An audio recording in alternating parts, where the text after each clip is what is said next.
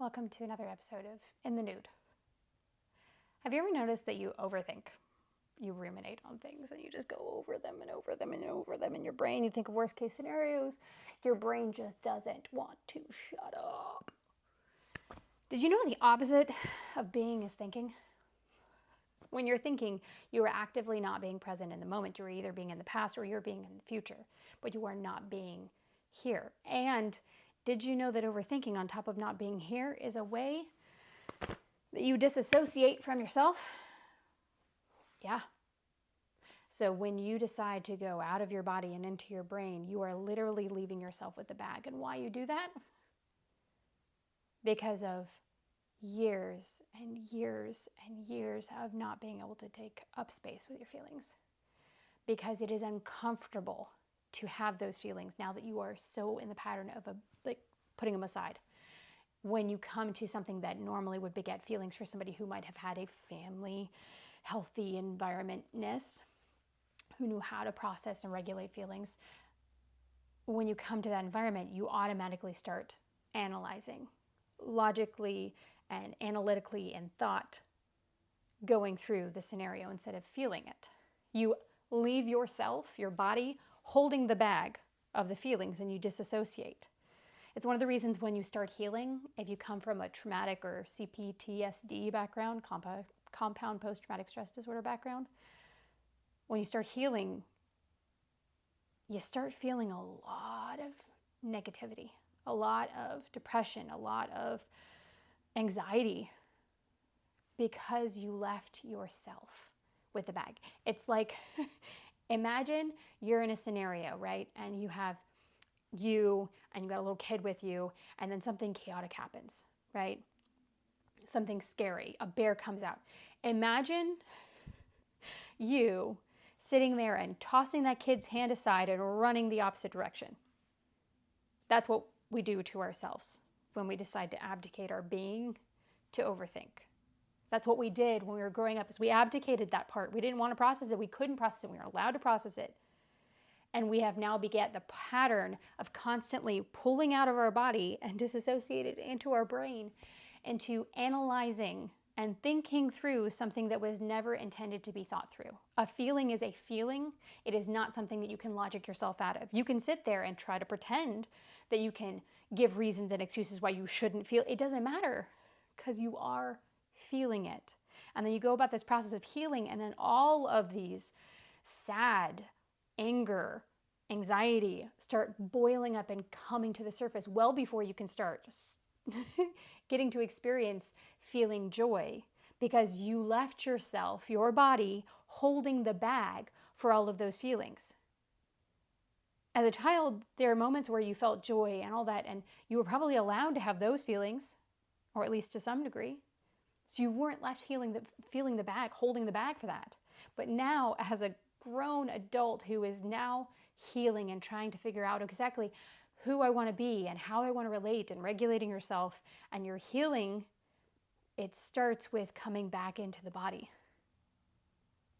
It starts with walking barefoot outside and grounding yourself. It starts with breathing practices. It starts with facing what occurred and owning for what is right now, what coping mechanisms came out of the hurts that you've been through. But every time you start to think about what you're feeling, and you start to analyze it, and you start to ruminate on what could have been, should have been, you are leaving yourself behind. You're abandoning yourself again. And yeah, to not abandon yourself and to sit in the feeling is hard. It's hard, not because the feeling itself is hard, which it is, but it's a whole different level of hard when, one, you are so used to abdicating your feelings and logicking your feelings away and shoving it into a tiny box that eventually does explode, but usually in anger. Side note, you know that anger is like a result of hurt just coming out in a different angle. If you're anything like me, you're more comfortable with that angle that it comes out with, but it's still that. We are so used to not feeling our feelings and analyzing them, but when we do that, we are part of ourself Our body and part of our soul is left holding the weight of it with no means or no ability to let it escape in a safe, dissipated environment. And it's scary because it's different, it's unknown, and it's uncomfortable to feel the things. But the more that we embrace, it doesn't matter why, it doesn't matter if we have a reason, but when you feel a feeling, when you stop trying to give excuses and rationale for why it should be or why it shouldn't be, and you just let it be, you're giving yourself also permission to just be. Because that feeling, while it feels foreign and frustrating and different and like you feel, it's still you. You don't know necessarily where it's from or what part of you is getting activated, but it is a part of you. And if you simply just decide to embrace it, it's a practice. But you can stop abdicating yourself. You can start allowing it to exist. And say, for example, this happens to me on a regular basis. I will have a deep-seated sadness, and I used to feel like, why? I don't understand. What's the reasoning? And I would sit there and try to like come to a conclusion as to why. Right now, I have this.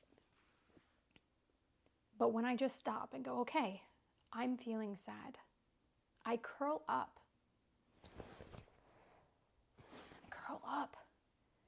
And I just embrace it like an old friend, and I let it be. Oh, tears come. A whole bodily sensation comes, usually chills. And then do you know what happens? It passes. And with the practice of being willing to embrace when my body and my soul feel something, and not have to have a reason, not have to have a diagram of what specific event I'm finally processing. But when I just do it, I have more capacity to allow myself to fully be present and enjoy day-to-day things, silly things like, okay, you know when you go to the beach, unless you hate the beach, you know when you go to the beach and you feel the wind and your hand, you just like the sounds, and you just have this moment of just like, or maybe it's the mountains for you, but that moment where you just like everything just feels calm. It's like somebody took it all away and it's gone, and just you can't even, that moment doesn't happen for me in other scenarios most of the time, or hasn't in the past. Today, I went and got my car inspected, and I sat there on a bench outside in the summer, but it was a mild morning and the breeze hit me, and I took a deep breath in, and I had that complete wash that comes with the practice of the discomfort of feeling things, of not abandoning ourselves any further to ruminate and overthink, and not shaming ourselves for that being the habit that we have had, but slowly but surely noticing, identifying, paying attention to, hey, I am overthinking right now. Let's take a deep breath and pull myself back to my body. Let's look at something tangible in front of us that I can expect and be really present in my body. Let's walk outside barefoot. Let's bilaterally tap.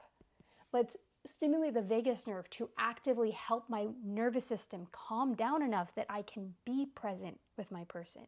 It's those tiny habits that you're doing, that you're building, that allow you to change and transition from the habit of constantly overthinking and constantly ruminating to get to a place where you can have those full capacity to be present in a joyful moment. And if we don't take the time to celebrate the silly win of me sitting on a bench and having that in a non-beach or mountain situation and be like, man, that's amazing, even if it's silly. I took the time to take a deep breath, even if it didn't calm me. That's amazing. So I want you to remember, for the next couple of days at least, to just pay attention with no shame, no degradation, no like, on yourself about it. I want you to pay attention to you thinking and when you think and what you think. And then when you do it, stop and realize that you are abandoning yourself in the moment. You are disassociating from yourself to be in the future or in the past instead of being present. And the simple identification of what it is your habit is, the simple identification and being aware without shame, without you should have, just seeing it, is the start of the process of being able to understand, comprehend something enough to embody it. It's okay that we have these patterns, every last one of them was built and created to help you survive. So as much as you might hate them, they have their hidden blessing for the fact that you're here right now. So takeaway is simply try to pay attention and be aware of your thoughts and be aware of when you're not being present and abdicating to yourself. Because it's a hard process to change. It's a hard process to adjust from what we've been doing. But the first step of it is literally just observing without shame. You got this.